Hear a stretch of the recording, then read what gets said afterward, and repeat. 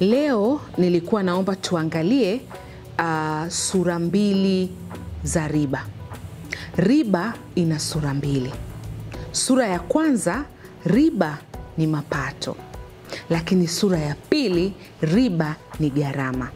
Swali muhimu la kujiuliza, nani anayelipa na nani anayepokea? Hebu jiulize, katika riba nyingi ambazo umekutana nazo wewe, ni wewe unayelipa ama wewe ndio unayepokea? Tuangalie kundi la kwanza kwenye mikopo. Naomba kwenye kundi la mikopo tuangalie kuhusu hati fungani za serikali, hati fungani za muda mfupi na hati fungani za muda mrefu.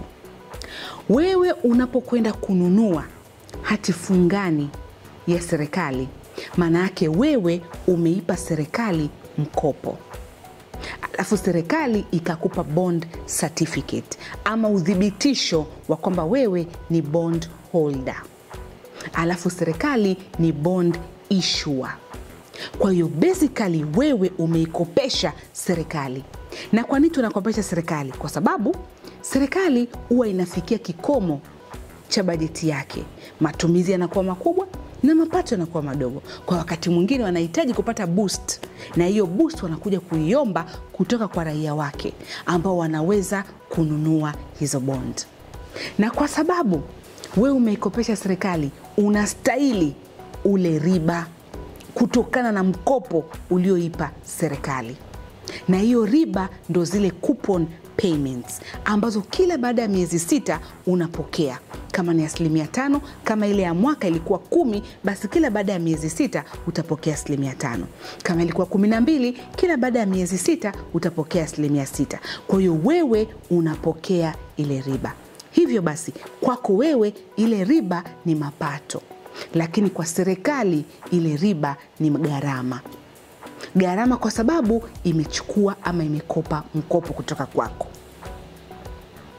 Kwa hiyo kwa serikali tunasema ile ni interest payment, lakini kwako wewe ni interest income.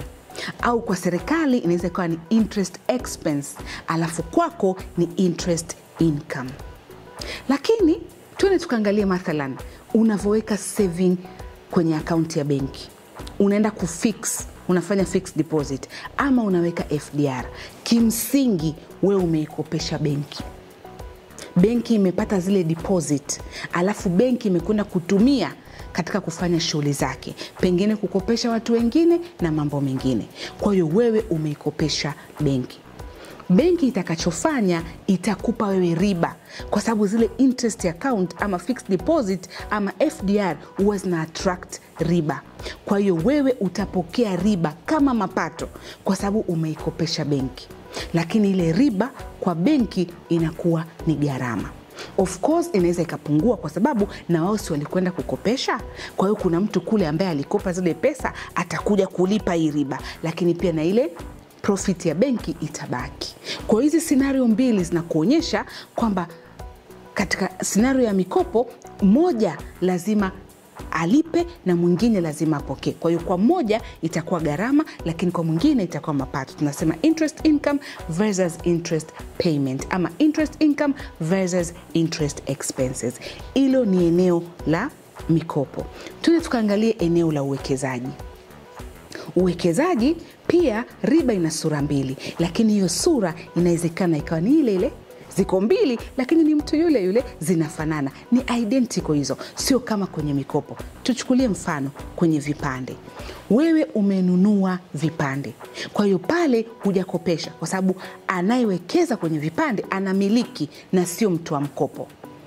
Anayewekeza kwenye hisa anamiliki na sio mtu wa mkopo. Tofauti na huku juu ambako tumeikopesha serikali, wewe unamiliki na sio unakuwa tu mtu ambaye umetoa credit. Kwa maana hiyo sasa ukiwekeza kwenye vipande, ile kampuni ya ambayo inadili na uwekezaji wa pamoja inachukua zile fedha inakwenda inaiwekeza. Kule wanapata interest, wanakuja wanakata gharama zao za uendeshaji, alafu wewe unapata kinachobaki. Inawezekana 10%, 12%, 14%, 16%, inategemea upo pia kwenye soko gani. Unapata ile. Ukiangalia hakuna aliyelipa gharama. kwa sababu hata ile kampuni ya uwekezaji walichokifanya ni kutoa tu ile gharama ya uendeshaji, kwa sababu kila uwekezaji unaleta gharama ya uendeshaji. Kwa hiyo wamekata pale gharama ya uendeshaji, wakapata kujua net asset value, alafu ukapata. Kwa hiyo inakuwa ni win-win-win situation.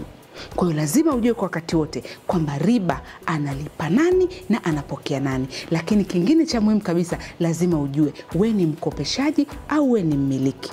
Hasa hii mada ya kuweza kutofautisha kati ya yule ambaye ametoa tu mkopo na yule ambaye anamiliki, usiache kutufuatilia. Nitakuletea very detailed explanation ili uweze kuchagua upande sahihi wa kuwepo. Unataka kuwa mkopeshaji ili ulipwe riba ambaye riba haibadiliki, kwa sababu kumbuka, ukinikopesha leo hauwezi kuniambia leo unanikopesha kwa 10%, kesho 12%, kesho 15%. Haiwezekani. Tumekubaliana leo unanikopesha kwa 10%, ni 10% kwa muda wote wa mkopo.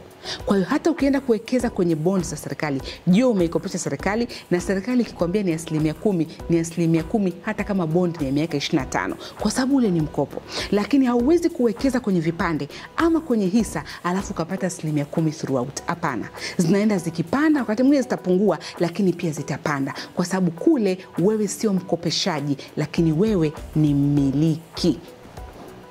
Natumaini tumeelewana hapa. Cha msingi cha kujiuliza, riba we unailipa au we unapokea? Hiyo riba kwako ni income ama ni expense? Tutakutana kwenye video ijayo. Asante, na natumaini sijawachanganya sana. Usikose kuendelea kufuatilia Achieve. Kama hujatufollow, kama hujasubscribe YouTube, nenda ukasubscribe. Asante na kwaheri.